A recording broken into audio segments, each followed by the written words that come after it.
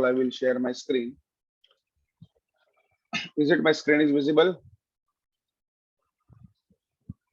Yes, sir. Yes. So let us start with the syllabus of computer graphics.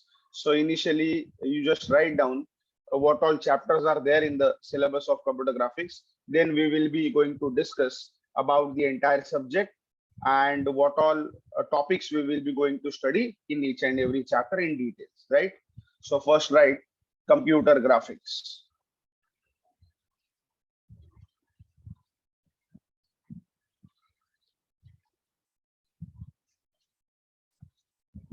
In all computer graphics we have total 6 modules, right? So just write the syllabus. Chapter number 1, module number 1 is introduction and overview of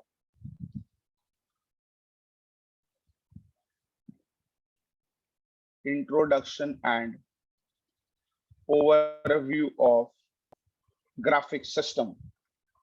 Introduction and overview of graphics system.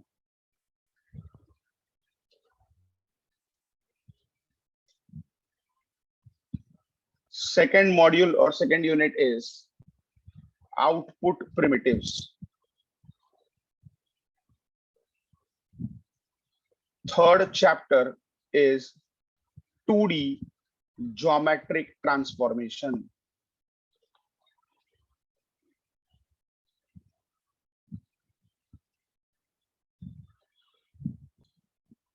Chapter number 4 is 2D viewing and clipping. Chapter number 5 is 3D transformation.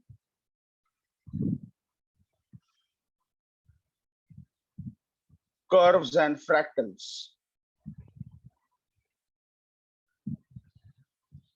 Chapter number 6 is visible surface detection.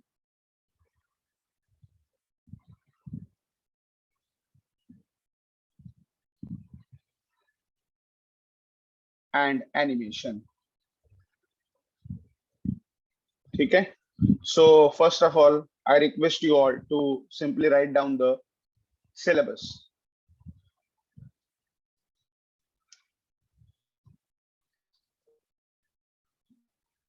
Module number 1 or chapter number 1 is introduction and overview of graphic system. Second is output primitives. Third is 2D geometric transformations. Fourth is 2D viewing and clipping. Fifth is 3D transformations, curves and fractals, visible surface detection and animation.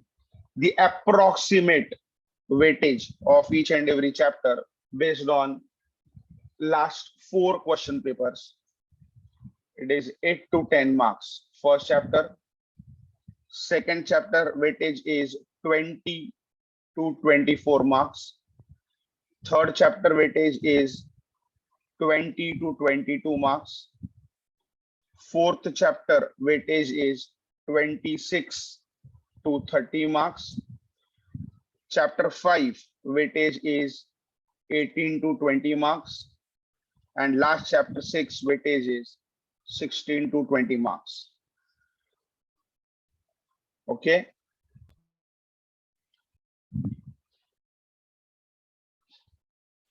Yes, sir. Yes, done. Complete. चलो अगर complete हो गया तो आपका notebook बंद करो. Computer graphics में अपने को टोटल 6 मॉड्यूल्स पढ़ने हैं.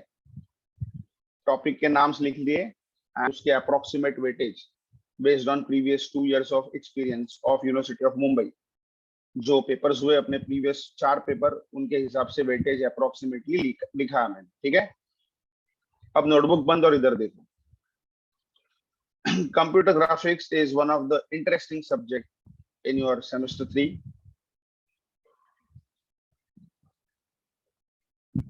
Yes. Chalo, we start with the graphics. As the name implies, computer graphics. What is basically computer is? How you define a computer? The simple definition of computer is, it is electronic information processing machine. What is computer? It is electronic information processing machine. Obviously, computer is electronic machine. Information processing machine means it is a machine which takes input from the end user, process that input, and provides output to the end user. That's why it is information processing machine. That information can be anything. That information can be textual information. That information can be in audio form.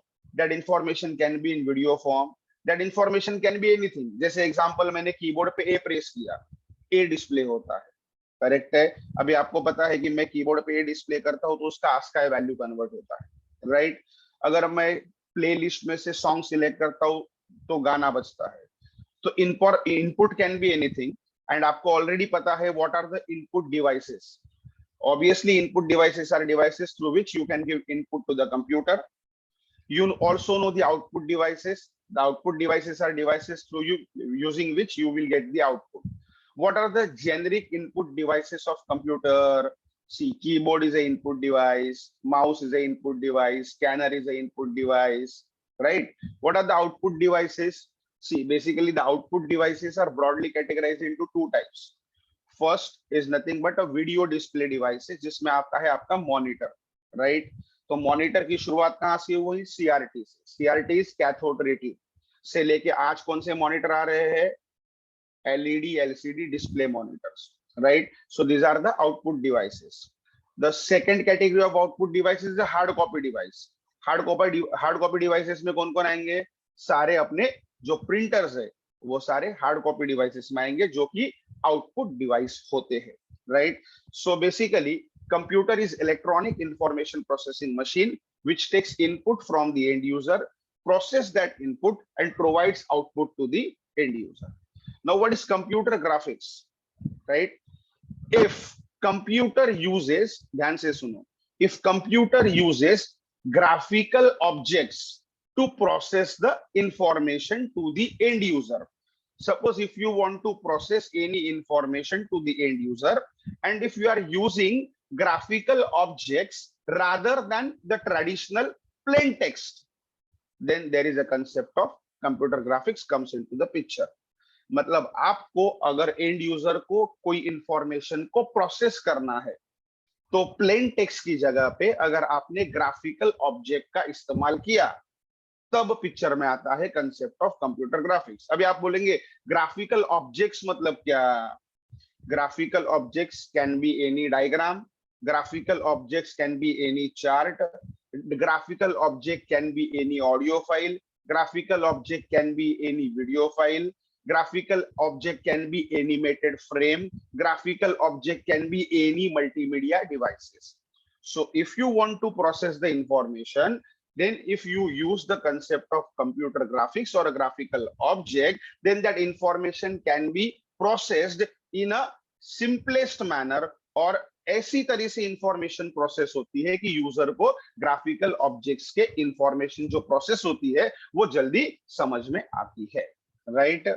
जैसे example simple, अगर मुझे आपको बताना है say population of India state wise, तो अगर मैं आपको वर्बली बता दूं population of Maharashtra is say X, population of Gujarat is Y, population of Rajasthan so and so, population of Delhi so and so, हर एक स्टेट को मैं अगर बोलूं और उसका पॉपुलेशन बताऊं, तो ऑब्वियसली एक 3-4 स्टेट्स के बाद हो सकता है कि आप जो प्रीवियसली इंफॉर्मेशन बताया था वो भूलने के चांसेस है। बट अगर यही इंफॉर्मेशन को प्रोसेस करने के लिए अगर मैं ग्राफिकल ऑब्जेक्ट का इस्तेमाल करूं, मैं इंडिया का मैप अब बना के आपके सामने रख दूं और उसके बाद उस मैप में जो भी स्टेट है उस स्टेट्स को हाईलाइट करके उसके पॉपुलेशन को हाईलाइट करूंगा, तो मुझे बताने की जरूरत नहीं कि this is a map of India, these are the states of India और population is so and so. तो जो इंफॉर्मेशन मैंने आपको प्रोसेस किया वो प्रोसेस किया यूजिंग ग्राफिकल ऑब्जेक्ट्स, करेक्ट है। सो अब कंप्यूटर ग्राफिक्स के एप्लीकेशंस क्या क्या है, right. Trisha, okay, we are at the initial stage only, no problem. What are the different applications of computer graphics? Computer graphics के बहुत सारे applications है। Example, Education is one of the area where computer graphics is used. Best example देना होगा, ये जो अपना अभी का लेक्चर चल रहा है, राइट, जूम प्लेटफॉर्म पे अपन कनेक्ट हो रहे हैं। देखो ऑडियो वीडियो मल्टीमीडिया दोनों चालू है।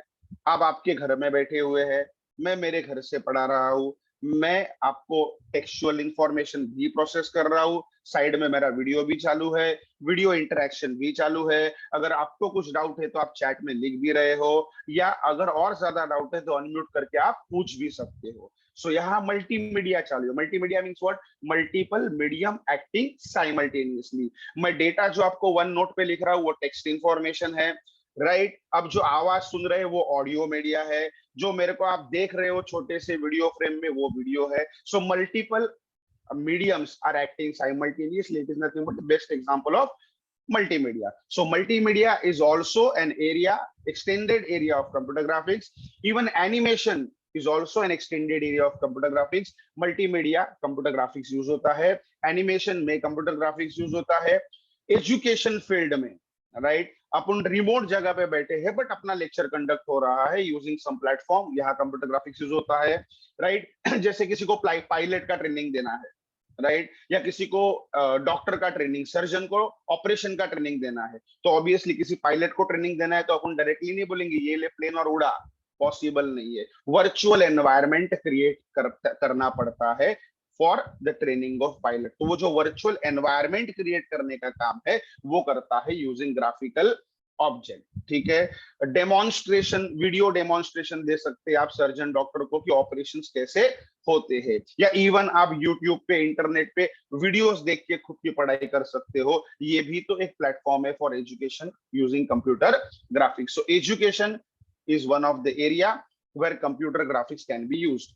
Even engineering and architectural drawing, जो ऑटोकैड, कैड, कैम, जहां आप ऑब्जेक्ट का 3D image, orthographic isometric view देख के ऑब्जेक्ट का 3D इमेज बना सकते हो, is also one of the application of computer graphics. Even animation is the area where graphics can be used. Multimedia जहां graphics can be used. Even advertisement and industry, advertisement and entertainment industry जो होता है जहां computer graphics use होता है। जो movies अपन देखते हैं, ठीक है, जो मूवीज अपन देखते हैं, जैसे कोई भी मूवी रहेगा जो रियल लाइफ पे बेस्ड रहेगा, वहां होता क्या है, अगर रियल लाइफ पे बेस्ड है तो उसके बुक्स मार्केट में अवेलेबल होते हैं, बट बुक्स में क्या होता है, टेक्सचुअल इंफॉर्मेशन होता है। तो generally as a human being अपने को टेक्सचुअल इंफॉर्मेशन इतना फटाफट और अच्छी तरीके से समझ में नहीं आता, बट अगर यही इंफॉर्मेशन हम थ्रू पिक्चर, थ्रू मूवी अगर प्रोसेस करने की कोशिश करेंगे तो अपने को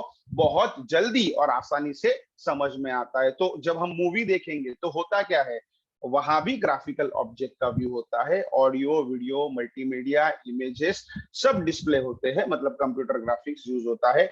एजुकेशन में होता है, एडवर्टीजमेंट में होता है, एंटरटेनमेंट इंडस्ट्री में होता है, इवन मेडिकल इंडस्ट्री में भी कंप्यूटर ग्राफिक्स यूज होता है, राइट। जैसे अपन बोलते हैं एक्सरे, जैसे अपन बोलते हैं सोनोग्राफी, होता क्या है उसमें, एक्सरे में क्या होता है, ऑब्वियसली अगर कोई हड्डी फ्रैक्चर है आपका तो एक्सरे निकालोगे तो दिखाई देगा तुमको कहाँ फ्रैक्चर है। मतलब हम क्या कर रहे हैं, हम कर रहे हैं processing the information through a picture, processing information through a graphical object. Sonography का इस्तेमाल करके भी आपको ग्राफिकल ऑब्जेक्ट का यूज करके डॉक्टर्स पेशेंट को ट्रीट कर सकते हैं, ठीक है। तो ऐसे बहुत सारे एरियाज है जहां पे इवन मिलिट्री एप्लीकेशंस में, इवन एरोस्पेस एप्लीकेशंस में बहुत सारी जगह पे कंप्यूटर ग्राफिक्स का इस्तेमाल होता है। तो ऐसे वाइड रेंज ऑफ एरियाज है जहां we can use a concept of computer graphics, correct है। अब what are the input output devices of computer graphics, because first chapter जो है ना, introduction and overview of graphic system, वहां आप पढ़ेंगे क्या, what is computer graphics, what are the application areas of computer graphics, what are the various input output devices used in computer graphics, and that devices are based on either raster scan system या raster scan display system or a random scan display system and their comparisons, बराबर है। ये आपको first chapter में पढ़ना है। तो चलो कंप्यूटर ग्राफिक्स देख लिया, उसके एप्लीकेशन एरियाज देख लिए। अब what are the input output devices of computer graphics? Input device जैसे मैंने बताया, using which you can provide input to the computer, keyboard है, माउस है, टच पैनल है, स्कैनर है, डिजिटाइजर है, ये सब इनपुट डिवाइसेस है। आउटपुट डिवाइसेस मैंने बताया दो ब्रॉड कैटेगरीज में डिवाइड होते हैं, एक तो video display device, second is hard copy device. जब वीडियो डिस्प्ले डिवाइस की बात करेंगे तो शुरुआत होगी सीआरटी से, cathode ray tube. Cathode ray tube के बाद आएगा plasma panel display, flat panel display, LCD liquid crystal display, then आएगा एलईडी, करेक्ट है। और आजकल के जो डिस्प्ले है ग्राफिक्स के वो सारे एलईडी बेस्ड डिस्प्ले है। जब हार्ड कॉपी डिवाइस की बात आएगी तो हार्ड कॉपी डिवाइस में आएगा प्रिंटर, राइट। प्रिंटर की शुरुआत होती है dot matrix printer, dot matrix printer, chain printer, drum printer, inkjet printer, laser printer तक अपना है, बराबर है। सो ये सारे क्या है, evolution of your graphical output devices, correct है।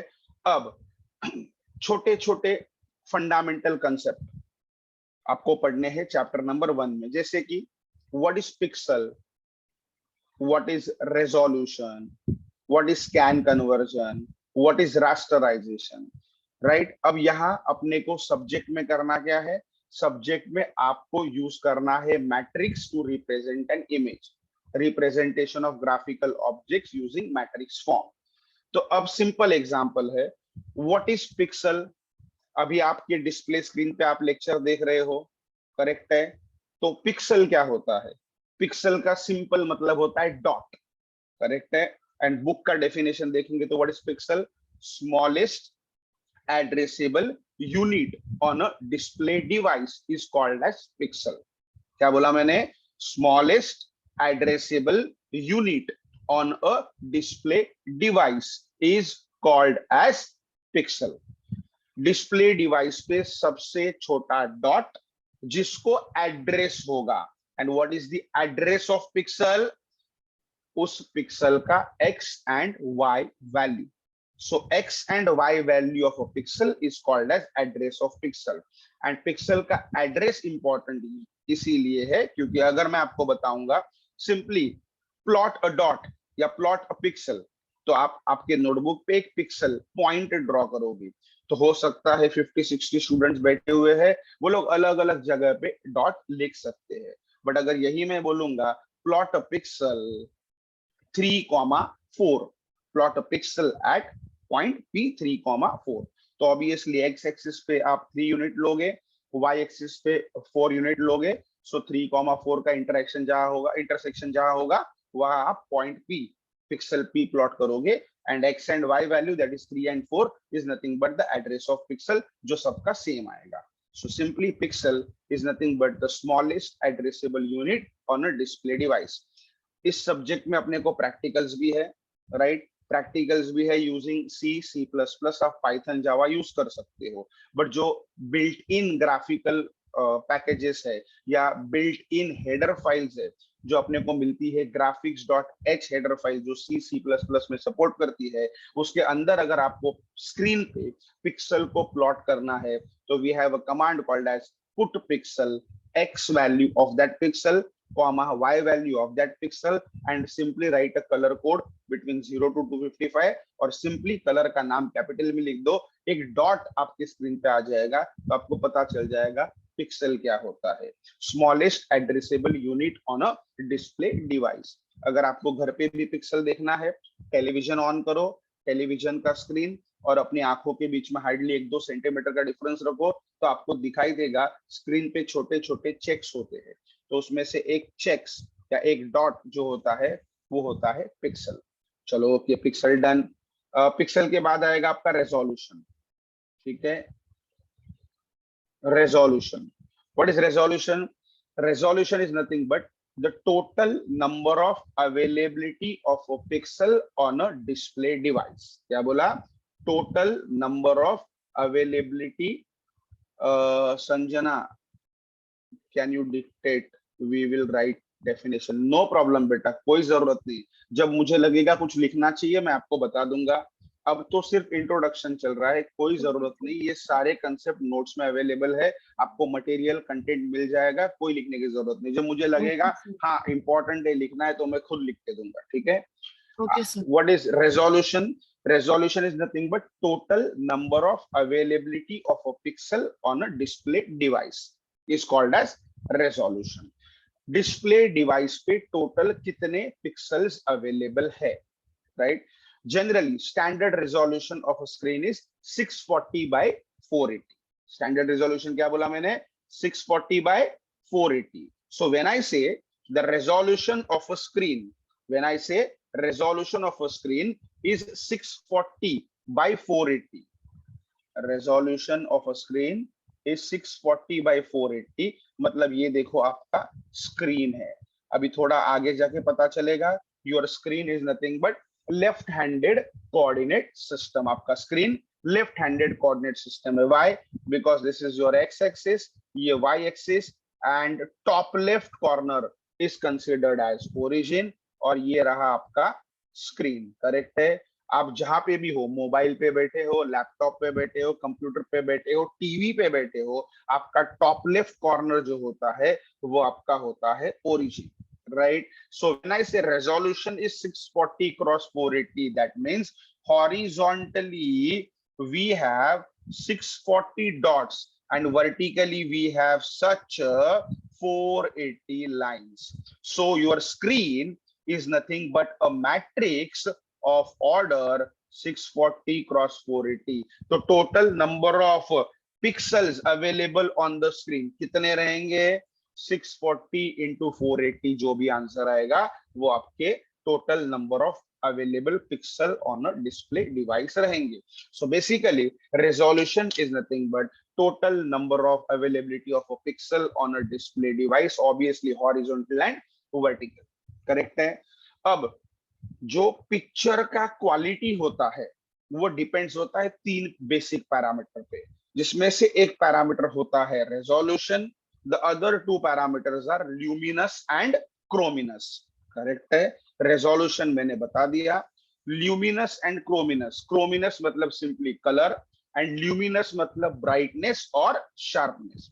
देखो जब आप टेलीविजन पे फुटबॉल का मैच देखते हो, पिच पे ग्रीनरी है, तो आप क्या करते हो, जनरली शार्पनेस ब्राइटनेस को कम रखते हो, कलर को थोड़ा ज्यादा रखते हो रियल फील आने के लिए। करेक्ट है। जब आप रात में लाइट बंद रहेंगे या कम लाइट रहेगा और आपको टेलीविजन देखना है तो आप कॉन्ट्रास्ट और ब्राइटनेस उसका बढ़ा देते हो ताकि आंखों को तकलीफ नहीं होना चाहिए। So quality of picture depends upon resolution, luminous and chrominance factor present on a display device. Simple example अगर रेजोल्यूशन का देना होगा, जनरली अपन बोलते देखो अच्छा कंप्यूटर में रेजोल्यूशन कैसे चेक करेंगे, ऑब्वियसली डेस्कटॉप पे जाके राइट क्लिक करेंगे, प्रॉपर्टीज में आपको कंप्यूटर का रेजोल्यूशन दिखाई देगा। रेजोल्यूशन जितना इंक्रीज करोगे, देखो सिंपल, अगर ये आपका स्क्रीन है एंड रेजोल्यूशन 640 480 है, मतलब आपके ये पिक्सल हॉरिजॉन्टली 640 है एंड वर्टिकली ऐसे 480 है। बट अगर इसी स्क्रीन का रेजोल्यूशन मैंने चेंज कर दिया से 1240 by 860, तो हॉरिजॉन्टली अब आपको जो पिक्सल्स मिलेंगे ये एकदम क्लोजेस्ट रहेंगे, तो शार्पनेस ब्राइटनेस ऑटोमेटिकली इमेज का, वीडियो का बढ़ जाएगा। ठीक है। जैसे एग्जांपल, अगर आपके पास मोबाइल है, मोबाइल का कैमरा जब आप बोलते हो कि मेरे पास 8 मेगापिक्सल का कैमरा है, 16 मेगापिक्सल, 32 मेगापिक्सल, जो भी है। अब सिंपल एग्जांपल, आपके पास कैमरा है 8 मेगापिक्सल का, फोटो ले लो पर्टिकुलर कोई भी ऑब्जेक्ट का। सेकंड कैमरा हो 16 मेगापिक्सल, फोटो पिक करो सेम ऑब्जेक्ट का। 32 मेगापिक्सल, फोटो क्लिक करो सेम ऑब्जेक्ट का। आपको बताओ मुझे अभी कौन से कैमरा से फोटो क्लिक किया हुआ ज्यादा शार्प दिखेगा? प्यारेलाल बराबर है, यस बताओ। ऑब्वियसली जिस कैमरे का रिजोल्यूशन हाई रहेगा। अच्छा, जब मैं फोटो क्लिक करता हूं और बोलता हूं कि camera quality is 8 megapixel, 8 megapixel camera से पिक कैप्चर किया हुआ इमेज, इसका मीनिंग क्या होता है? इसका मीनिंग ये होता है आप उस कैमरे से जो भी इमेज कैप्चर करोगे उस इमेज में टोटल कितने पिक्सल्स रहेंगे। जब आप 8 मेगापिक्सल बोलते हो तो 8 into 10⁶ pixels are available in that image, right? And जब आप 32 मेगापिक्सल बोलते हो तो वहां पे 32 into 10⁶ pixels are available on that image. तो ऑब्वियसली नंबर ऑफ पिक्सल्स जितने ज्यादा उतना उस पिक्चर का क्लैरिटी भी ज्यादा होता है, ठीक है? एंड अदर टू पैरामीटर्स जो मैंने बताए, luminous and chrominance, that is colour, brightness and sharpness, ठीक है? अब display device is broadly categorised into two types, ठीक है? First is your raster scan display, या raster scan system, and second one is your random scan system.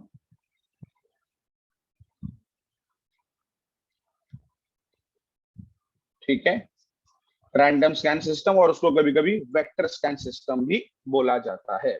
Raster scan system, जो भी devices हम generally use करते हैं, example television, example CRT monitor, example mobile screen, ठीक है, all are basically a raster scan system. And जब random scan system की बात करेंगे तो सीआरओ ऑसिलोस्कोप, या जो आर्किटेक्चरल का इंस्ट्रूमेंट है pen plotter, these are nothing but random scan system. पहले तो दोनों का डिफरेंस समझो, फिर आपको पता चल जाएगा कि ये TV, CRT monitor, mobile screen raster क्यों है, and CRO oscilloscope, plane plotter ये रैंडम क्यों है। ओके,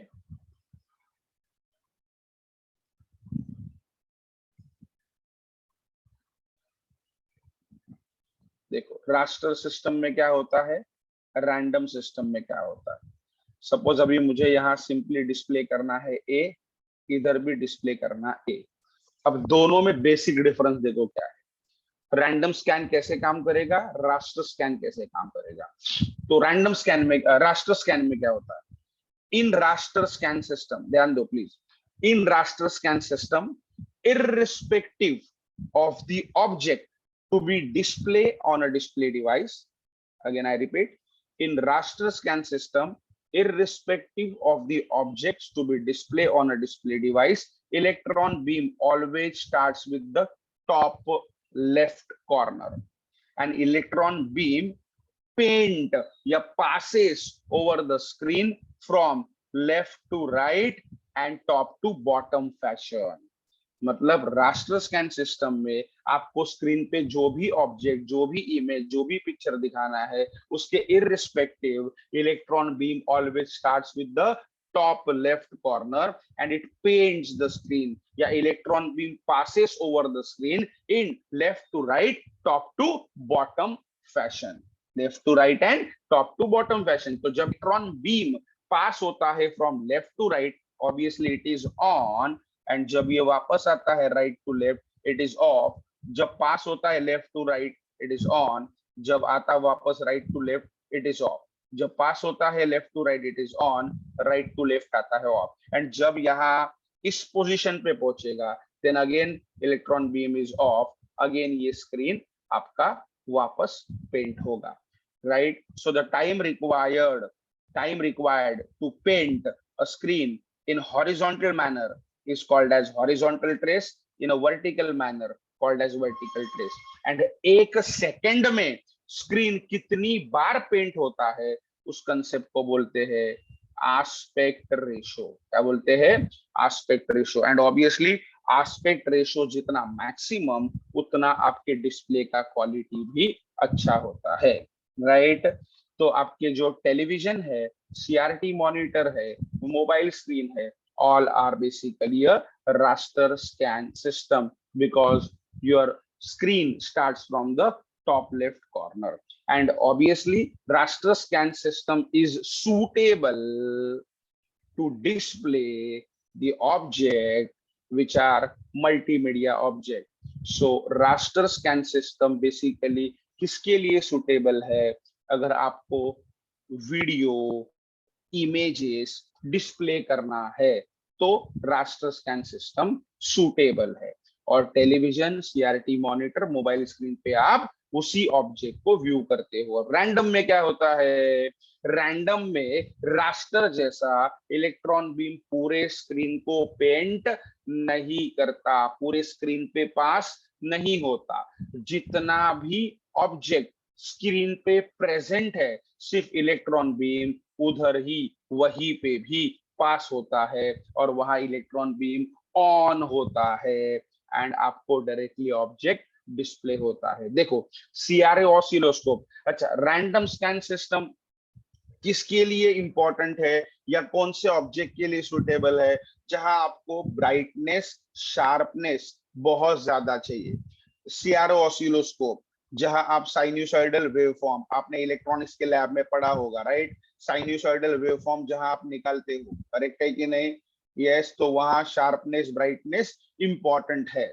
जहां आप बड़े बड़े बिल्डिंग्स के इंजीनियरिंग के आर्किटेक्चरल ड्राइंग निकालते हो using a machine, pen plotter, correct है, वहां एक एक सेंटीमीटर और एक एक इंच मायने रखता है, बिकॉज आर्किटेक्चरल ड्राइंग नहीं तो इश्यू, प्रॉब्लम हो सकता है।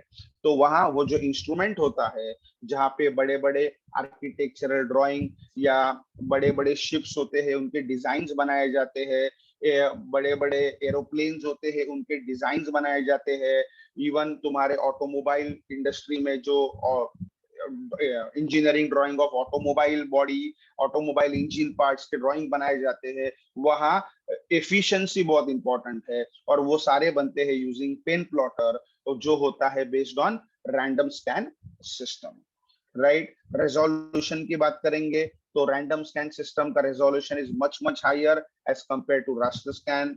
ऑब्वियसली अगर रेजोल्यूशन बहुत ज्यादा है तो कॉस्टिंग भी कंपेयर करोगे तो cost of random scan system is obviously higher as compare to raster scan system, correct है। पेन प्लॉटर का एक मशीन बहुत महंगा आता है, सीआरओ ऑसिलोस्कोप अच्छा कंपनी का लेने जाएंगे 2.5-3 लाख रुपए का आता है, अपने CRT monitor, television, mobile comparatively cheaper है, करेक्ट है। तो ये सब अपने को पढ़ना है कहाँ पे? चैप्टर नंबर 1 में। सो chapter number 1 basically talks about introduction and overview of graphic system. What is computer graphics? Application areas of computer graphics, input output devices of computer graphics, what is raster scan system, what is random scan system, first chapter।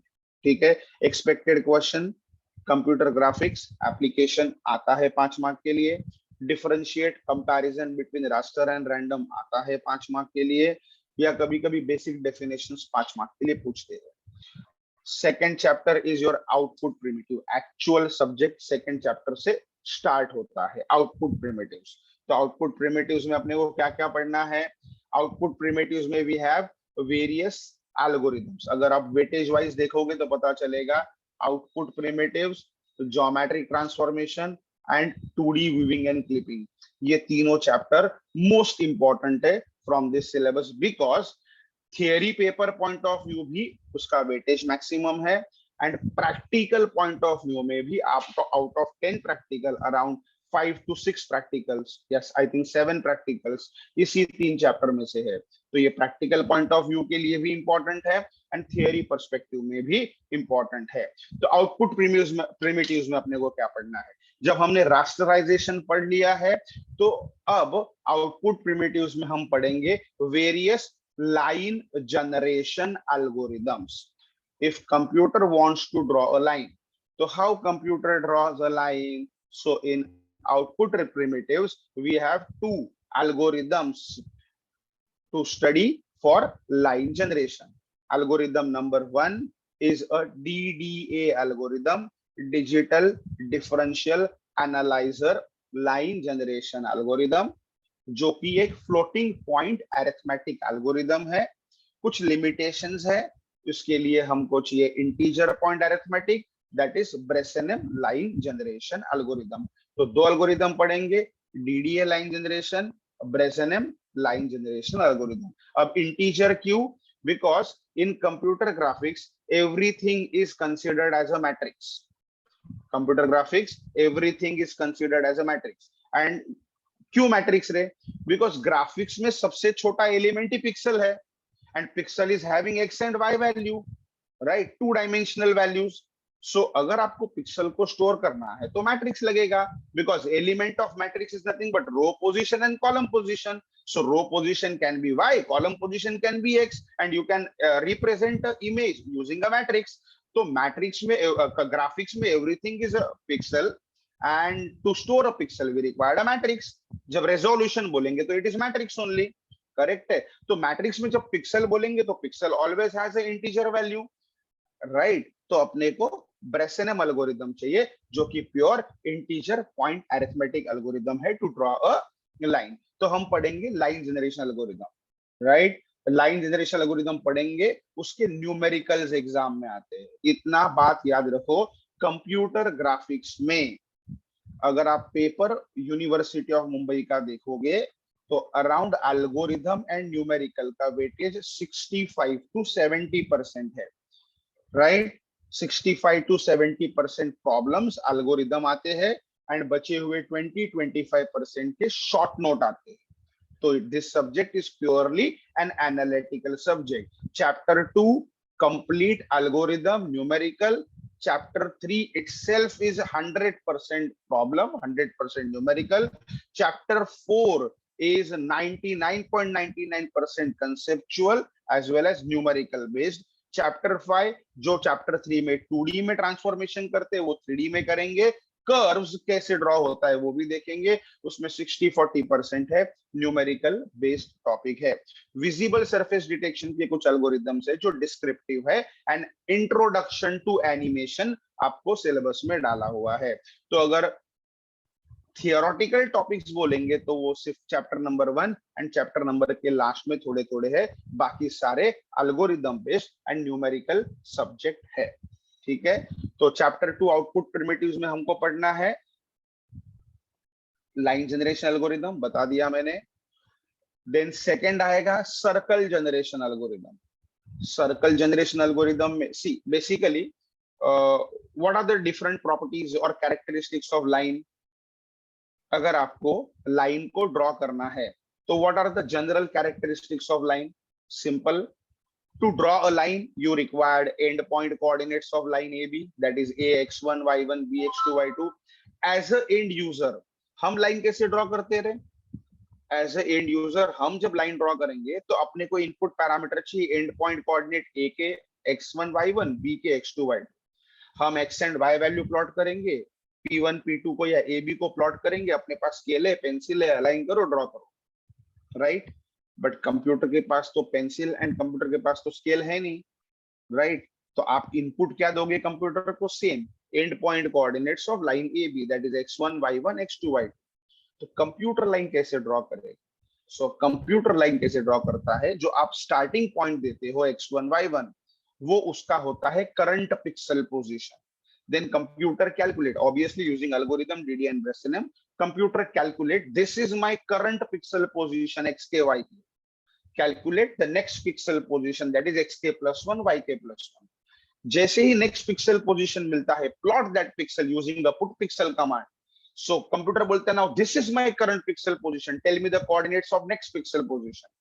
जैसे next pixel position calculate करते हैं, computer put pixel करता है, वो बोलता है अब ये मेरा करंट पिक्सल पोजीशन है, tell me the next pixel position. So in short computer calculate all the x and y values of intermediate pixel position till उसको x2 y2 मिलता नहीं है तब तक, करेक्ट है. एंड जितने पिक्सल पोजीशंस मिलेंगे सबको पुट करते चलेगा using a desired colour value, आपको लाइन दिखेगा.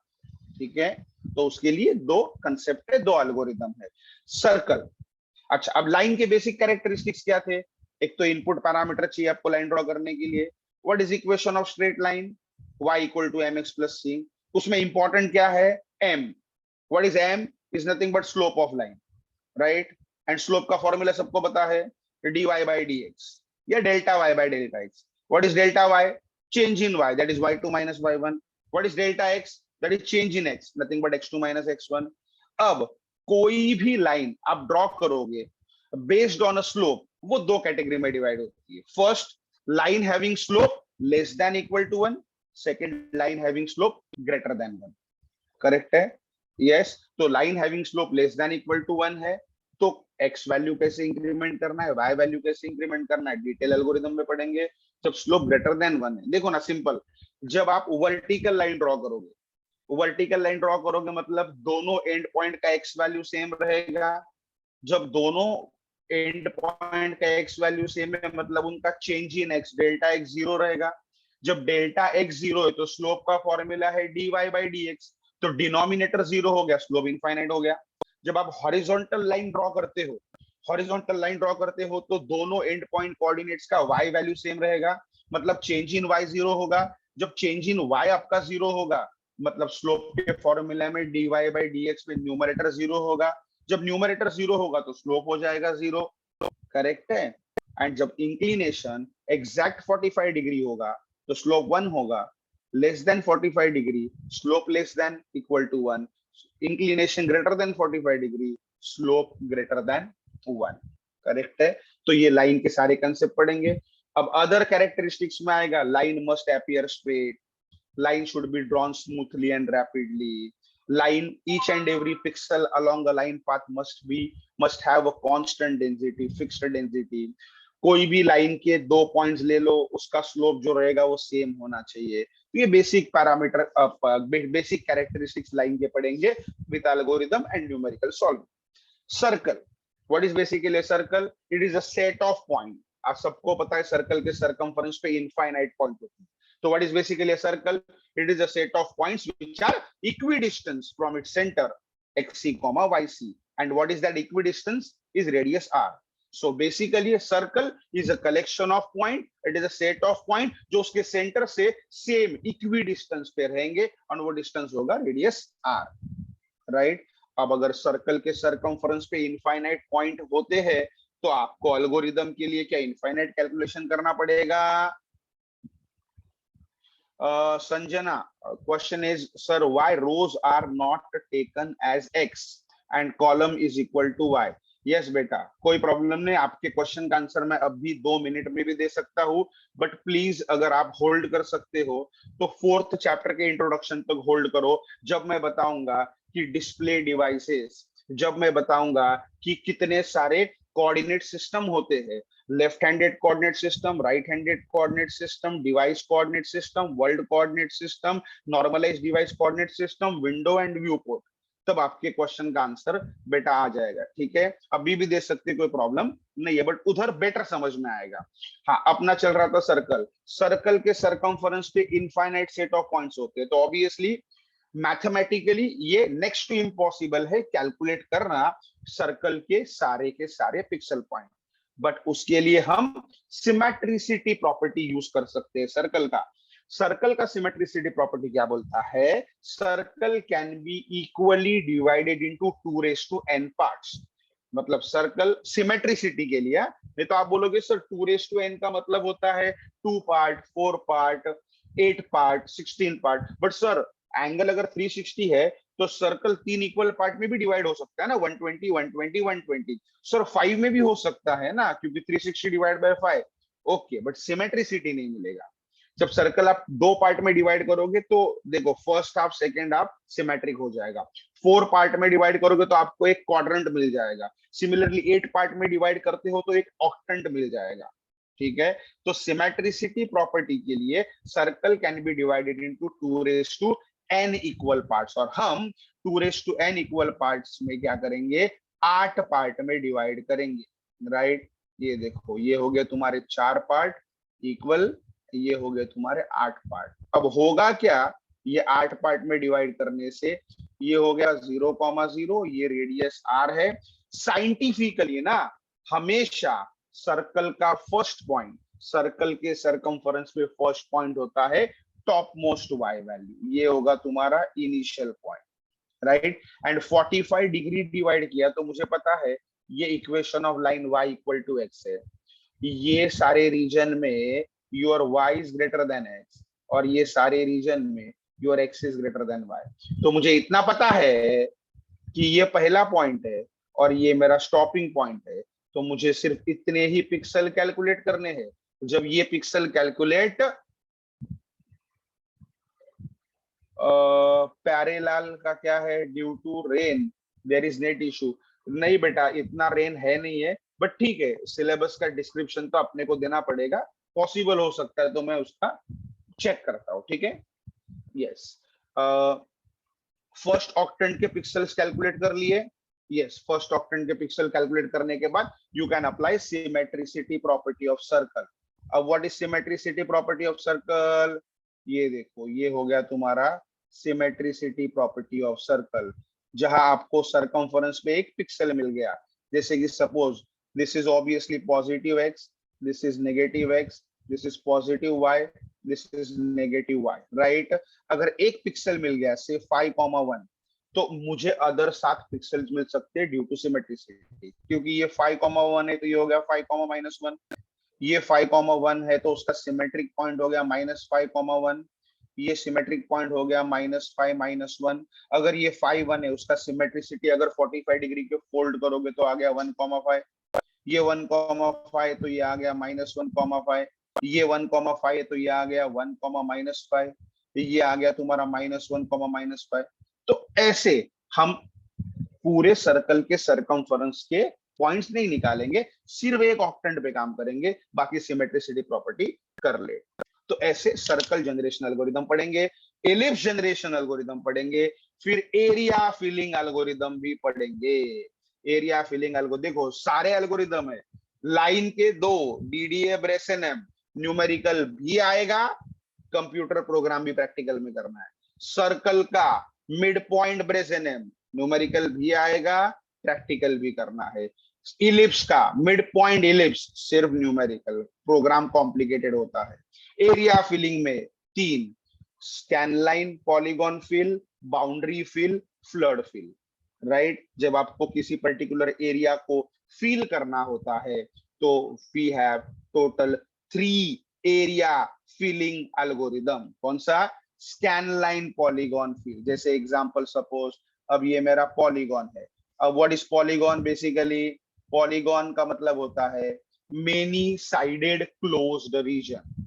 सिंपल, अगर मुझे इसको पढ़ना है ट्राइंगल तो मैं इसको पढ़ूंगा ट्राइंगल ABC, बट जब इसको पॉलीगॉन पढ़ना है तो बोलूंगा पॉली ABCA। देखो many sided closed region, close region मतलब first and last vertex must be same, so it is many sided closed region is called as polygon. 2 type के polygon होते हैं, कॉन्वेक्स एंड कॉनकेव। दोनों दिखाऊंगा, what is convex polygon, what is concave polygon, right. देखो इधर ये convex and concave, this polygon is your convex polygon, this polygon is your concave polygon. क्या difference है कॉन्वेक्स कॉनकेव में, ध्यान दो। If you have a polygon, right, if you select any 2 pixels which are inside a polygon, if you select any 2 pixels which are inside a polygon and simply draw a straight line joining them, आपने polygon के अंदर कोई भी 2 pixel ले लिए अंदर वाले, उनको ज्वाइन करने के लिए स्ट्रेट लाइन ड्रॉ किया। अगर लाइन पूरा का पूरा पॉलीगॉन के अंदर आता है तो it is convex polygon, but line partially inside partially outside है, इट इज कॉनकेव पॉलीगॉन। देखो यहाँ कोई भी 2 पॉइंट ड्रॉ किया, उनको ज्वाइन करने के लिए स्ट्रेट लाइन ड्रॉ किया, लाइन पूरा अंदर है, कॉन्वेक्स। बट यहाँ पे देखो ये एक पॉइंट है, ये एक पॉइंट है, इनको ज्वाइन करने के लिए स्ट्रेट लाइन ड्रॉ किया तो लाइन देखो पार्शियली आउटसाइड है, such type of polygon is concave. अब स्कैन लाइन में क्या होगा, जैसे डॉट मैट्रिक्स प्रिंटर काम करता है ना, scan line by scan line, तो वैसे स्कैन लाइन जब पहली बार इंटरसेक्ट करेंगे तब बोलेंगे अभी पॉलीगॉन से के अंदर जा रहे हैं, सेकेंड टाइम इंटरसेक्ट करेंगे पॉलीगॉन के बाहर निकल रहे हैं, थर्ड टाइम इंटरसेक्ट करेंगे पॉलीगॉन के अंदर, मतलब इवन ऑड टाइम इंटरसेक्शन होगा तो अपन we are moving inside a polygon, even time intersection होगा तो we are moving outside a polygon. उसके लिए हमको इवन ऑड टेस्ट पढ़ना है। तो now paint the polygon from even to odd point. So ये हो गया तुम्हारा scan line polygon fill algorithm. ऐसे पूरा polygon scan line by scan line fill होता है। उसके बाद आता है बाउंड्री फिल एल्गोरिदम, जो हम बचपन में जब हमने ड्राइंग पढ़ा स्कूल लेवल पे तो वहीं पे पढ़ा था, बाउंड्री फिल एल्गोरिदम। देखो ऐसा रीजन होता था, राइट, रीजन को आपको बाउंड्री कलर, राइट, जो ब्लैक कलर टीचर करके देते थे, बाउंड्री कलर, अपने हाथ में पेन होता था, टीचर अपना हाथ पकड़ के अंदर ऐसे ऑब्जेक्ट के अंदर रख देते थे और अपने को बोलते थे कलर करो, अपन मस्त ऐसा कलर करते थे, करेक्ट है। और जब बाउंड्री आएगी तब अपन थोड़ा स्लो होते थे क्योंकि टीचर ने बताया बाउंड्री के बाहर जाने का नहीं। तो ऑब्वियसली सेम कंसेप्ट इंजीनियरिंग में हम पढ़ेंगे, तब इसी को भी बाउंड्री बोलते हैं। बट अब यहाँ सोफिस्टिकेटेड लैंग्वेज में कैसे पढ़ेंगे? Boundary fill algorithm, input parameters required are the boundary color value, fill color value and seed pixel. Seed pixel मतलब any pixel which is inside the region. And start with the seed pixel or interior pixel. अंदर के pixel से शुरुआत करो, उसको question पूछो दो। पहला, आपका colour is equal to boundary colour है? आंसर आएगा ना। सेकेंड क्वेश्चन, क्या आपका colour is already equal to fill colour है? ना। सिंपल एग्जांपल, आपको बाउंड्री का कलर दिया है ब्लैक, फील कलर आपको करना है रेड, तो आप उस पिक्सल को, जो अंदर का पिक्सल है, उसको क्वेश्चन पूछेंगे, क्या भाई तुम्हारा कलर ब्लैक तो नहीं है, या क्या तुम्हारा कलर ब्लैक है? वो बोलेगा ना। क्या तुम्हारा कलर रेड है? बोलेगा ना। इसका कलर ब्लैक नहीं मतलब वो बाउंड्री पिक्सल नहीं है, उसका कलर रेड नहीं है मतलब वो ऑलरेडी फील्ड नहीं है। तो field with a field colour value that is red and their neighboring pixels are tested for the same question. This process will recursively continue till we encounter a boundary or the entire object gets filled. अब इसका problem क्या है? Right, boundary fill का issue ये है कि multiple connected objects रहेंगे ना, उसके लिए बाउंड्री फिल फेल जाता है। इसके लिए बाउंड्री फिल फेल जाता है। क्यों रे? क्योंकि आपने सीड पिक्सल यहाँ ले लिया, अंदर का सर्कल फील होगा, रेक्टेंगल फील नहीं होगा। अगर यहाँ आपने ले लिया, रेक्टेंगल फील होगा, सर्कल फील नहीं होगा, क्योंकि बाउंड्री के बाद रुक जाएंगे। सो ऐसे कनेक्टेड ऑब्जेक्ट्स रहेंगे, उसके लिए आपको फ्लड फिल एल्गोरिदम लगता है। जैसे हम घर में भी जब पेंट करते हैं ना, तो करते हैं using flood fill algorithm, because flood fill concentrates on the area. जैसे अपने घर में एक हॉल होगा, एग्जांपल एक बेडरूम है, एक किचन है, करेक्ट है कि नहीं?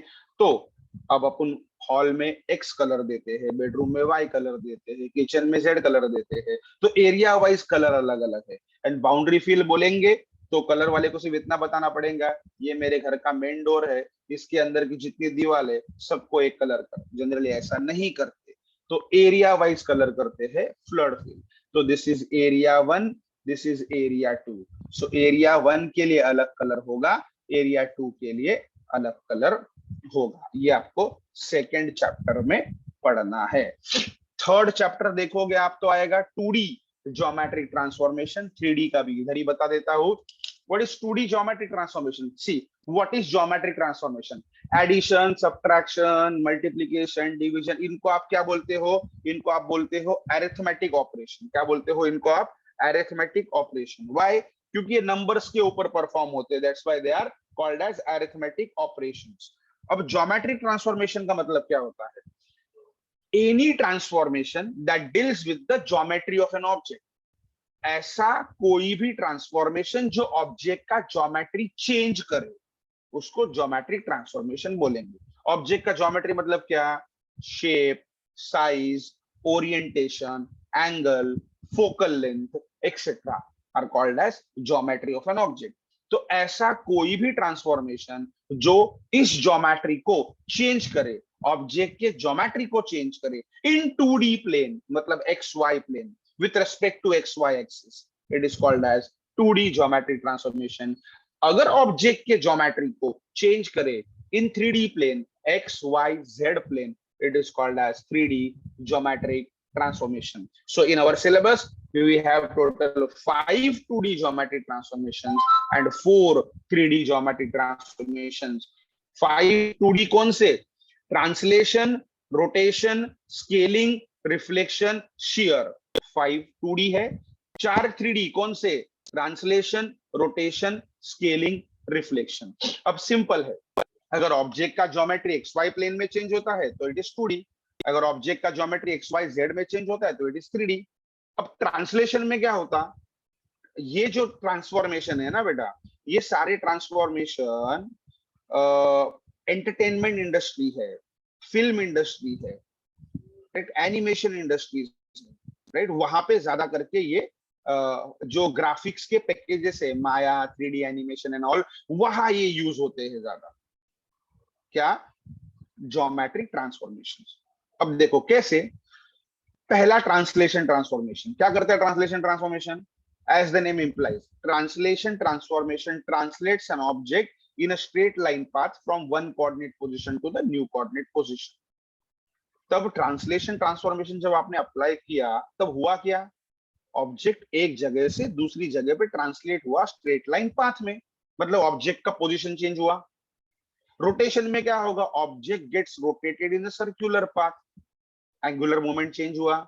स्केल में क्या होता है? ऑब्जेक्ट का साइज बढ़ता है या श्रिंक हो जाता है, मतलब यहाँ साइज के साथ डीलिंग होता है। रिफ्लेक्शन में क्या होता है? एग्जैक्ट मिरर इमेज मिलता है। शेयर में क्या होता है? आइदर ऑब्जेक्ट का विड्थ या ऑब्जेक्ट का हाइट, दोनों में से कोई तो एक स्लैंट हो जाता है, राइट। तो ये translation, rotation, scaling, reflection, share, ये जब ऑब्जेक्ट्स के ऊपर परफॉर्म होते हैं ना, तो ऑब्जेक्ट के ज्योमेट्रिकल पैरामीटर्स चेंज होते हैं। That's why they are called as geometric transformation, right. Film industry में यूज होते हैं ये सारे ट्रांसफॉर्मेशंस, बिकॉज देखो जो फाइटिंग अपने को दिखता है, करेक्ट है कि नहीं? यस, जो अपने को टेलीविजन पे दिखता है, बट एक्चुअल शूटिंग में आपको पता होगा सब चीजें अलग होती है, करेक्ट है कि नहीं? तो ये जो कंप्यूटर जनरेटेड ग्राफिकल ऑब्जेक्ट्स जो आप बोलते हो, राइट, तो वो सारे यूज करके आपका मूवी का शूटिंग किया जाता है, राइट। अगर ओल्ड मूवीज में आपने देखा होगा, जनरली जो सॉन्ग्स वगैरह देखे रहेंगे, हीरो हीरोइन गाड़ी में बैठे हुए हैं, सॉन्ग चल रहे हैं, तो जनरली क्या होता है कि अगर आपने एक पर्टिकुलर ऑब्जेक्ट्स को पिक कर लिया है, तो विथ रिस्पेक्ट टू बैकग्राउंड अगर आपको मूव करना है, ताकि एक्चुअल में लोगों को लगेगा ये ऑब्जेक्ट ही मूव हो रहा है, नहीं, ऑब्जेक्ट फिक्स्ड है, बैकग्राउंड मूव हो रहा है, इसकी वजह से ये ऑब्जेक्ट मूविंग लग रहा है। तो ये सारे जो ऑपरेशंस होते हैं ये ज्योमेट्रिक ट्रांसफॉर्मेशंस के थ्रू ही होते हैं, राइट। अब ये चैप्टर में अपने को पढ़ना है matrix representation of translation, rotation, scaling and reflection and shear, इन सब के मैट्रिक्स रिप्रेजेंटेशन, सो दैट ये मैट्रिक्स किसी भी ऑब्जेक्ट के ऊपर अप्लाई कर दो, आपका ऑब्जेक्ट ट्रांसलेट हो जाएगा, रोटेट हो जाएगा, स्केल हो जाएगा, रिफ्लेक्ट हो जाएगा, शेयर भी हो जाएगा। ओके, फोर्थ चैप्टर में अगर देखोगे तो आएगा 2D viewing and clipping. Viewing and clipping, अब एक बच्ची ने अपने को क्वेश्चन पूछा था, उसका आंसर अब यहाँ पे आएगा, I think Sanjana, if I am not wrong, हाँ संजना, संजना ने पूछा था sir why rows are not considered as x. तो देखो तुमको दिखा देता हूँ, चैप्टर नंबर 4 में 2D viewing and clipping, right, तो वहां आपको पढ़ना है कोऑर्डिनेट सिस्टम, कोऑर्डिनेट सिस्टम्स। कितने कोऑर्डिनेट सिस्टम है? First is your RHCS, second is your LHCS, third is your WCS, fourth is DCS, fifth is NDCS, sixth is window and seventh आएगा आपका view port, ठीक है। अब देखो right handed coordinate system, point समझो, this is your right handed coordinate system, okay। so definition क्या बोलता है? definition बोलता है any coordinate system whose lower left corner, any coordinate system whose lower left corner is considered as origin is known as is known as right handed coordinate system। ऐसा coordinate system जिसका lower left corner origin है वो right handed coordinate system होता है। Second point, right handed coordinate system is infinite in extent, so X direction में it is infinite in extent, Y direction में also it is infinite in extent. Third point बोलता है any display device which uses the concept of right handed coordinate system is called as right-handed display device. Example, CRO, oscilloscope.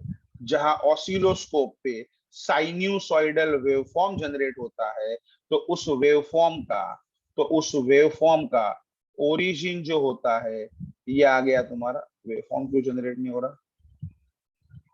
उस waveform का origin जो है, ये देखो, ये है बॉटम लेफ्ट कॉर्नर। ठीक है, तो ये हो गया राइट हैंडेड। अब लेफ्ट हैंडेड कोऑर्डिनेट सिस्टम मतलब ऐसा कोऑर्डिनेट सिस्टम जिसका top left corner origin, right. और ये जो राइट हैंडेड है ना, अपने जनरली मैथमेटिक्स में कार्टेशियन कोऑर्डिनेट सिस्टम देखा है। देखो, first quadrant number 1, this is right handed coordinate system. और ये लेफ्ट हैंडेड कोऑर्डिनेट सिस्टम है, ऐसा कोऑर्डिनेट सिस्टम जिसका top left corner origin, is called as left handed coordinate system. Left handed coordinate system is also infinite in extend. अगर कोई display device use करता है left handed coordinate system, तो उसको बोलते हैं left handed display device. Example, television, computer, monitor, ठीक है, इवन तुम्हारा मोबाइल का screen, this all are left handed coordinate system, क्योंकि ये टॉप लेफ्ट को ओरिजिन बोलते हैं। सिंपल। संजना, अगर सपोज आपने माइक्रोसॉफ्ट वर्ड का फाइल ओपन किया, ब्लैंक फाइल, आपने पहले ए टाइप किया, बराबर? कहाँ प्रिंट होता है? Top left. हाँ। परफेक्ट। अच्छा, बर, अभी आपके हाथ पे, आपके पास नोटबुक होगा, नया पेज ले लो नोटबुक का। नोटबुक का नया पेज लेके आपको मार्जिन दिखेगा। मार्जिन का ओरिजिन किधर दिखता है आपको? लेफ्ट। Top left. हाँ। यस, इसका मतलब top left corner is origin. Yes. And जब टॉप लेफ्ट कॉर्नर ओरिजिन है, मतलब it is left handed coordinate system. Yes sir. Mobile screen पे भी कुछ भी टाइप करोगे, कहाँ डिस्प्ले होगा सबसे पहले? Top left corner. हाँ। तो कोऑर्डिनेट सिस्टम और display device where top left is origin. अच्छा, मैंने बताया इसके पहले raster scan system, electron beam कहां से स्टार्ट होता है टेलीविजन को प्रिंट करने के लिए? Top left. So that's why they all are left handed coordinate system. And obviously जब मैं लेफ्ट हैंडेड बोलूंगा ना बेटा, तब आप पिक्सल्स कैसे लिखोगे? ऐसे ना? हाँ। राइट। तो ये क्या है? पिक्सल के एक्स वैल्यू ना। हाँ। और ये क्या है? पिक्सल के वाई वैल्यू। अगर मैं यहां बोलूंगा पॉइंट पी से 5,4, तो 5 क्या हो गया? एक्स वैल्यू ना। 4 क्या हो गया? वाई वैल्यू ना। तो पिक्सल का फर्स्ट पॉइंट इज एक्स ना। हाँ, that's why horizontal is X and vertical is Y. ये मैंने बोला था। Okay, okay sir, thank you sir. Yes. Pyare Lal, right hand coordinate system जो सीआरओ ऑसिलोस्कोप होता है ना, वहां पे सीआरओ ऑसिलोस्कोप जो डिस्प्ले करता है ना वेवफॉर्म्स, वो सारे ऑसिलोस्कोप के जो एडिशंस है वो सारे राइट हैंडेड सिस्टम होते हैं। अब नेक्स्ट आएगा वर्ल्ड कोऑर्डिनेट सिस्टम। ध्यान दो, world coordinate system is also right handed coordinate system. मतलब राइट हैंडेड के सारे पॉइंट्स वर्ल्ड के पास आ गए। डिफरेंस क्या है वर्ल्ड और डिवाइस में? डिफरेंस ध्यान से सुनो। WCS, World Coordinate System, shows the physical length of an object. WCS always shows physical length of an object. Example, human eyes. Example, human eyes. Example, human eyes. कोई भी object अपनी आंखों को जितना दिखता है वो एक्चुअल में उतना ही होता है, because human eyes will see the object in actual true length, physical length, right? Whereas device coordinate system is nothing but left-handed coordinate system. क्यों रे? क्योंकि जैसे अब इंडिया वेस्ट इंडीज का टेस्ट मैच आप टेलीविजन पे देख रहे हो, अपना लेक्चर चालू है, मैंने बाजू में वीडियो चालू करके रखा है, आप मुझे वीडियो में बाजू में देख रहे हैं, मतलब मैं आपको कहाँ दिख रहा हूँ? मैं आपको दिख रहा हूँ डिवाइस पे। करेक्ट है कि नहीं? अब अगर आपका डिवाइस बहुत बड़ा रहेगा तो मैं बड़ा दिखूंगा, आपका डिवाइस मोबाइल रहेगा तो मैं छोटा दिखूंगा, मॉनिटर रहेगा लैपटॉप का 15 इंच का, मैं उसके प्रोपोर्शन में दिखूंगा। समझा? तो device always shows the logical length of the object, right? जब अमिताभ बच्चन को अपन अपने आंखों के सामने दिख रहे हैं, अमिताभ बच्चन का अपने को फिजिकल लेंथ दिख रहा है। वही अमिताभ बच्चन जब पिक्चर में काम करता है, अपन पिक्चर टीवी पे देखते हैं। विराट कोहली को अपने को मैदान में जाके देखा लाइव, फिजिकल लेंथ दिखता है। विराट कोहली अगर खेलता है टेलीविजन पे, तो टेलीविजन के प्रोपोर्शन में विराट कोहली दिखता है। तो जब आप विराट कोहली को डिवाइस पे देखते हो तो वो उसका लॉजिकल लेंथ दिखता है। अपना खुद का फोटोग्राफ आप देखते हो तो वो भी अपने खुद को डिवाइस पे मैप किया हुआ है, वो लॉजिकल लेंथ दिखाता है। तो world coordinate system always shows the physical length, device coordinate system shows the logical length of the object. Okay, samjha? Yes. So world coordinate system is a physical appearance, device coordinate system matlab viewing the same object but on a device, right? जब आप किसी भी चीज को mobile screen पे दिखते हो छोटा दिखता है, क्यों? सेम फिजिकल अपीयरेंस आप डिवाइस पे देख रहे हो, ठीक है। Normalized device coordinate system, normalized device coordinate system is a device coordinate system where working area is a unit square. जैसे अभी जूम पे मैंने वीडियो चालू किया है, वो जो वीडियो का फ्रेम है छोटा, वो डिवाइस कोऑर्डिनेट सिस्टम है, नॉर्मलाइज्ड है। अच्छा, इसका अगर बेस्ट एग्जांपल देना होगा नॉर्मलाइज्ड डिवाइस कोऑर्डिनेट सिस्टम का, तो आप सब चैंपियन हो मेरे से ज्यादा, जो फेसबुक है, ट्विटर है, व्हाट्सएप है, जिसपे आप आपका प्रोफाइल डीपी सेट करते हो। तो जब आप set as a profile picture बोलते हो, तो जो वो एरिया दिखता है, वो जो एरिया आता है यूनिट स्क्वायर वाला, that is nothing but a normalised device coordinate system, right. Next is window and viewport. What is window? Basically window is a world coordinate system and viewport is basically device coordinate system. Window important देखो, window is a world coordinate system, point number 1. दूसरा, what window decide? Window decide what is to be displayed. The best example of window जो आपके सामने मैं आपके screen पे दिख रहा हूं छोटा सा, that is called as window, correct है। What window decide what is to be displayed. Best example देना है तो कैमरा लेंस, तुम्हारे मोबाइल का camera lens is nothing but window, because window decide what is to be displayed. The portion of an object, the portion of an object which are inside a window is visible to the observer. The portion of an object which are outside a window is not visible to the observer. Understood? Yes. अब जैसे example मैं आपको दिख रहा हूं live screen पे, आपको live screen पे दिख रहा हूं, तो मेरा जितना पोर्शन विंडो के अंदर है, मतलब कैमरा लेंस के अंदर जितना मेरा पोर्शन है, राइट, उतना ऑब्जेक्ट आपको व्यू हो रहा है। और बाकी का मेरा पोर्शन जो कैमरा लेंस के बाहर है, देखो अब मैं खुद को कैमरा लेंस के बाहर लेके जाता हूं, तो देखो ये हो गया आपका concept of window. Window decide what is to be displayed. अब ऑब्जेक्ट का पोर्शन अंदर आ गया विंडो के, तो वो विजिबल होगा. अब window select what is to be displayed and viewport decide where it is to be displayed. अब ये जो रेक्टेंगल विंडो मेरा दिख रहा है, आप उसको स्क्रीन पे कहीं पे भी मूव कर सकते हो, बराबर है। ये स्क्रीन पे भी कहीं पे भी मूव कर सकते हो. एक सेकंड में वापस कंप्लीट शेयर करता हूं, तो मैं विंडो व्यू पोर्ट आपको बता सकता हूं. अभी मेरा पूरा का पूरा स्क्रीन आपके साथ शेयर है, ठीक है। पहले सिर्फ डॉक्यूमेंट शेयर था. देखो अब यहाँ दिख रहा है ऑब्जेक्ट विंडो. अब व्यू पोर्ट, मेरे को यहाँ कुछ लिखना है तो इसको शिफ्ट करता हूँ नीचे, व्यू पोर्ट हो गया. यहाँ नहीं चाहिए मुझे, यहाँ चाहिए, शिफ्ट करता हूँ. यहाँ नहीं, यहाँ चाहिए, शिफ्ट करता हूँ. जैसे अभी इतना बारिश चल रहा है, न्यूज में देखो कहाँ कहाँ कुछ कुछ हो रहा है, तो न्यूज रिपोर्टर वाले एक ही जगह से 4 लोकेशंस के रिपोर्ट्स देते हैं, उनके 4 जगह पे 4 रिपोर्टर रहते हैं. तो आपका टीवी का स्क्रीन है वो विंडो एंड फ्रेम्स में डिवाइड हो जाता है, और वो चारों रिपोर्टर एक साथ रिपोर्ट कर सकते हैं जो स्टूडियो में रिपोर्टिंग के लिए बैठा है उसके लिए. तो आपका स्क्रीन होता क्या है, तुम्हारा स्क्रीन तो व्यू पोर्ट में डिवाइड हो जाता है. तो अब व्यूइंग का मतलब क्या है? देखो चैप्टर का नाम ही है व्यूइंग क्लिपिंग. व्यूइंग मतलब क्या?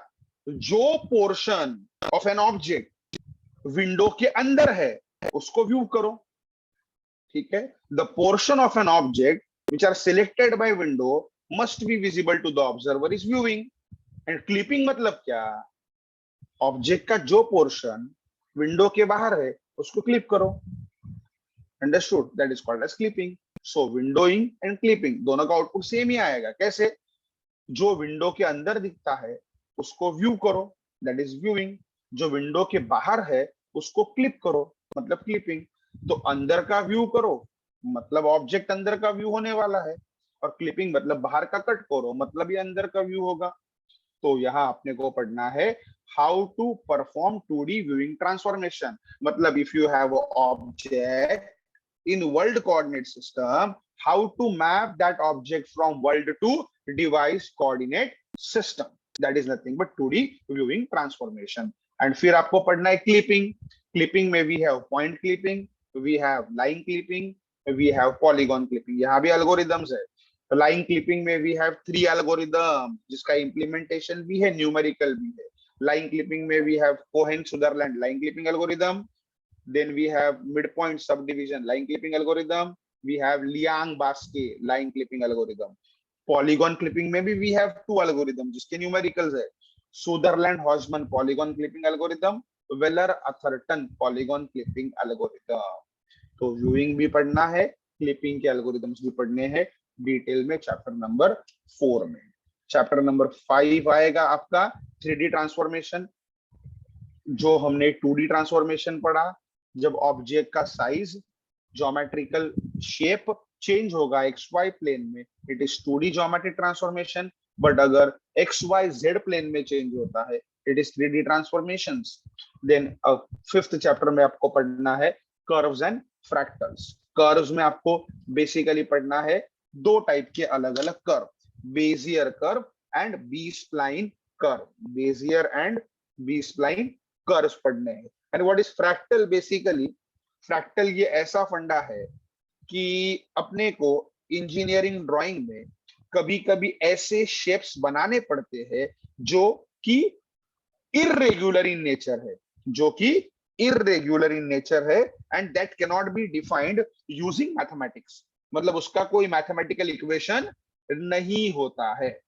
जैसे कि मुझे नेचर का ड्राइंग निकालना है, तो वहां आएगा cloud, mountain, birds, tree, river, road.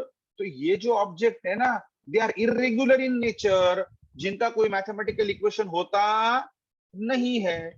तो अगर वो ऑब्जेक्ट्स मैथमेटिकली डिफाइन नहीं कर सकते, तो वो बनते कैसे हैं?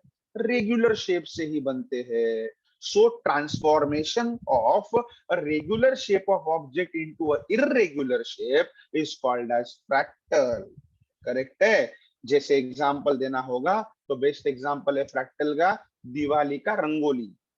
आप दिवाली में जो रंगोली ड्रॉ करते हो ना, that is nothing but fractal. Because rangoli बनता कैसे है? It is made up of dots. Correct है? So dots are nothing but a pixel which has x and y value, right? And if you connect the pixel through some line, right, ये बन गया रंगोली. मेरा drawing इतना अच्छा नहीं है, example देना है, ये रंगोली बन गया. ठीक है? सो it is nothing but simply fractal only. क्यों रे? क्योंकि अगर आपको कोई पूछेगा what is mathematical equation of this rangoli, आप नहीं बता सकते बिकॉज वो इरेगुलर शेप है. बट बना कैसे? जैसे सिंपल एग्जांपल, चलो अगर आपको ये बनाना होगा स्टार, ठीक है? अगर आपको स्टार बनाना है, right, what is mathematical equation of this star? कोई बता सकता है mathematical equation of this star? Possible ही नहीं, मैथमेटिकली डिफाइन नहीं कर. बट ये बनता कैसे? ये बना कैसे? With the help of straight line. ये स्ट्रेट लाइन को बोलेंगे वायर. स्ट्रेट लाइन का इक्वेशन है y = mx + c. Straight line को बेंड करो 5 पार्ट में, 1 2 3 4 5, राइट? फर्स्ट एंड 5 को ज्वाइन करो तो ऐसा शेप बनेगा कुछ. तो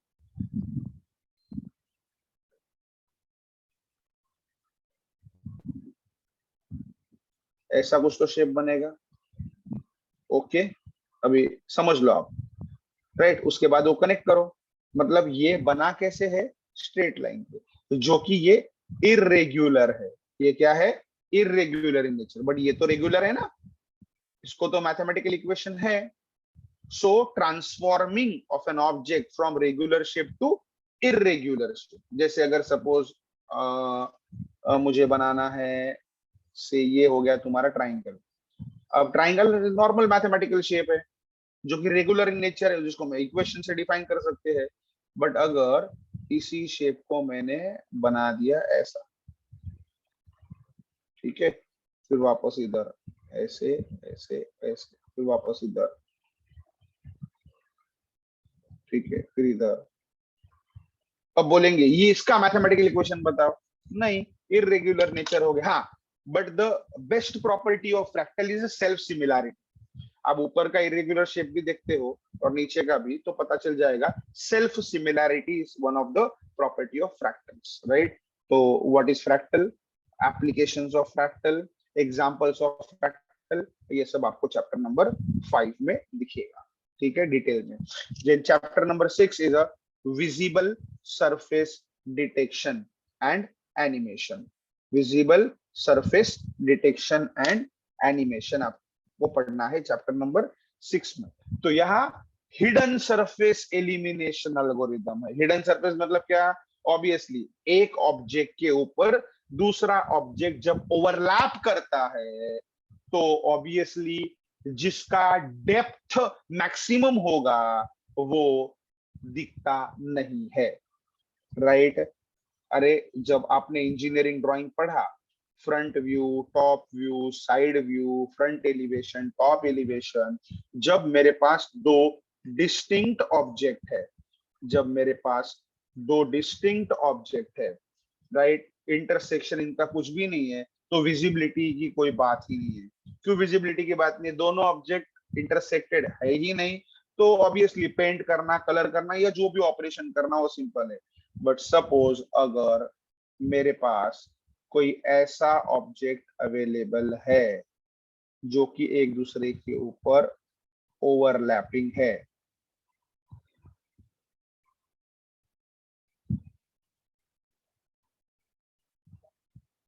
ठीक है, यहां देखो दो ऑब्जेक्ट है, राइट, एक रेक्टेंगल बोलो, एक ट्राइंगल बोलो। अब ये शेप देख के या ये ड्राइंग देख के आपको कितना क्या समझ रहा है, आपको यही समझ रहा है कि ट्राइंगल जो है वो ऊपर है, राइट, एंड जो रेक्टेंगल है वो नीचे है, इसीलिए उसका कुछ पोर्शन जो ट्राइंगल से ओवरलैप हुआ है उसको हमने दिखाया है using a dotted line, using a dotted line, बराबर है कि नहीं।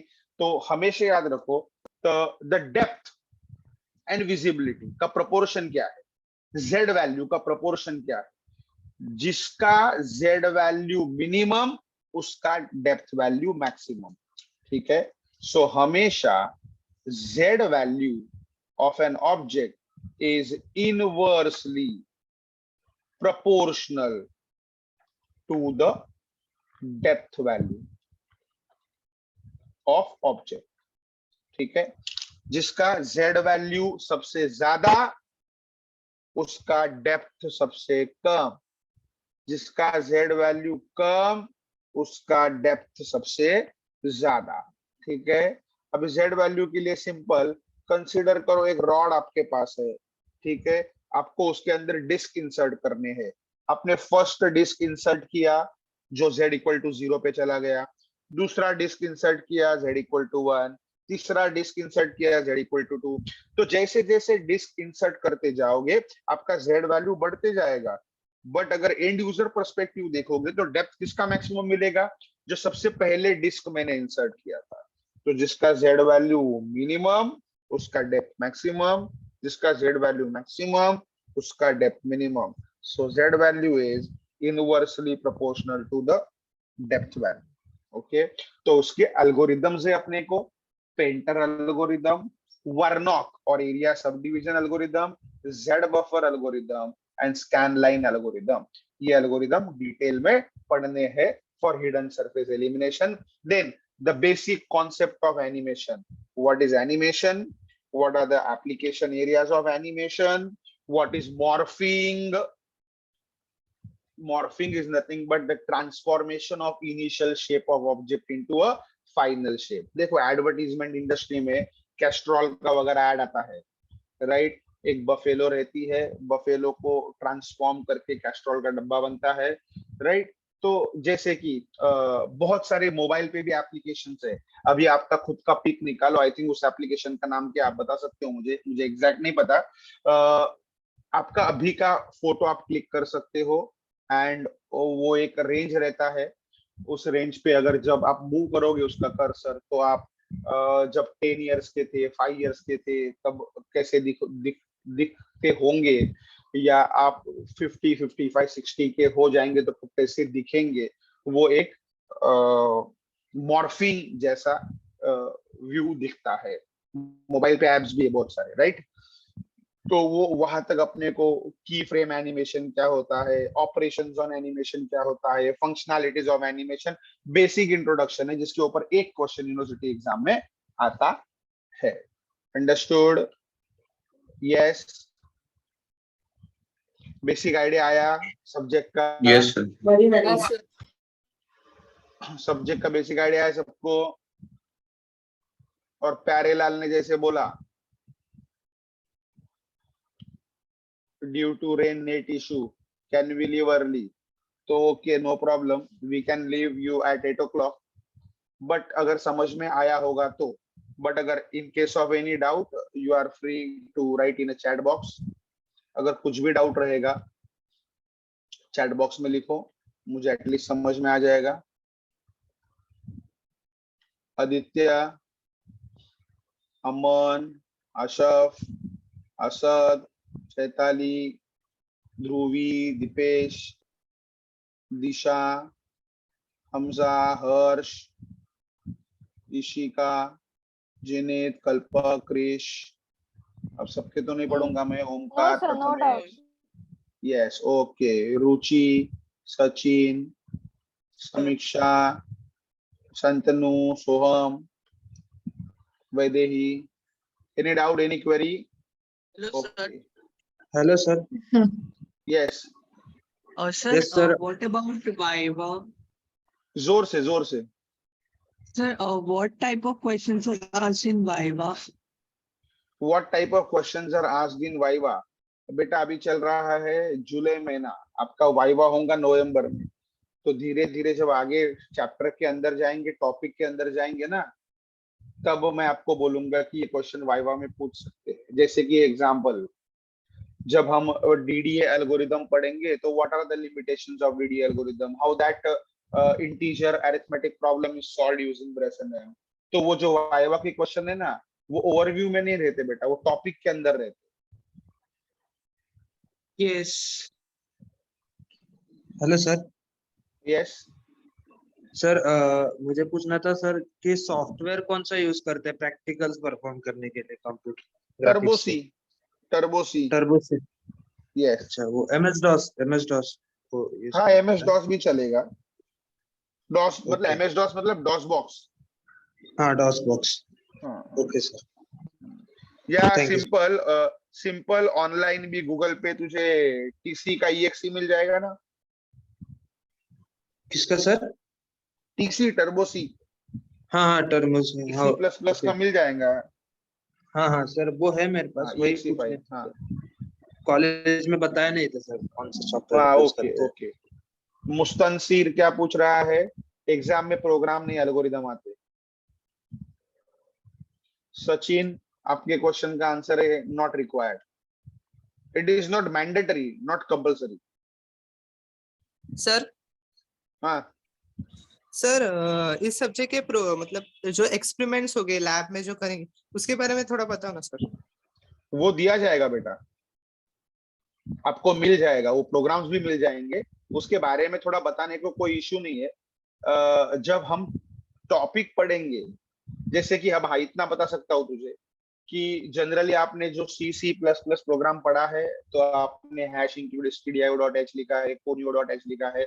ग्राफिक्स के लिए भी अपने को एक हेडर फाइल लगता है जिसका नाम है हैश इंक्लूड graphics.h, और उसके जितने भी बिल्ट इन फंक्शंस है वो सारे फंक्शंस अपने को यूज करने हैं। जैसे कि मुझे स्क्रीन पे पिक्सल को प्लॉट करना है तो पुट पिक्सल है, गेट पिक्सल है, लाइन को ड्रॉ करना है तो बिल्ट इन लाइन कमांड है, सर्कल कमांड है। ठीक है, एक दो थोड़ा सा टर्न जाने दो, फिर मैं वो प्लेटफॉर्म पे एक 15-20 मिनट के सेशन के लिए आऊंगा जब मैं टर्बो C++ का स्क्रीन शेयर करूंगा। ठीक है, okay sir. Okay, yes sir. Yes, Sir, yes, sir theory के साथ एल्गोरिदम्स आते हैं और न्यूमेरिकल्स भी आते हैं क्या? एल्गोरिदम के साथ न्यूमेरिकल आते हैं। यस अगर शॉर्ट में बताना होगा तो rasterize a line between endpoint coordinates a 10,12 to b 20,20 using Bresenham line generation algorithm. Clip a particular line with respect to a window, line coordinates given, window coordinates given using Liang-Baske algorithm. ऐसा तो algorithm नहीं है तो numerical solve ही नहीं कर सकते। Okay sir. चलो, अगर ये है तो अपन यहाँ अभी स्टॉप कर देते 8 o'clock को। ठीक है, मिलेंगे नेक्स्ट लेक्चर में नेक्स्ट थर्सडे। ठीक है, चलो then, bye bye. Yes, bye bye. Bright future को टाइम लगेगा बेटा, फर्स्ट ही लेक्चर है ना अभी अपना। And bright future in what sense? Related to subject, related to engineering, related to क्या? ओके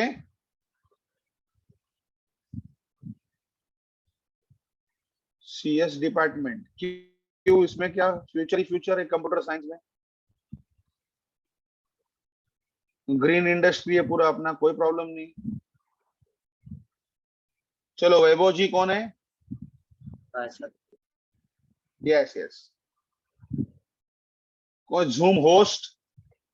हो गया सर, हो गया। हाँ हाँ, हो गया हो गया हो गया। Okay sir, bye, thank you. चलो, bye bye Night. Bye bye.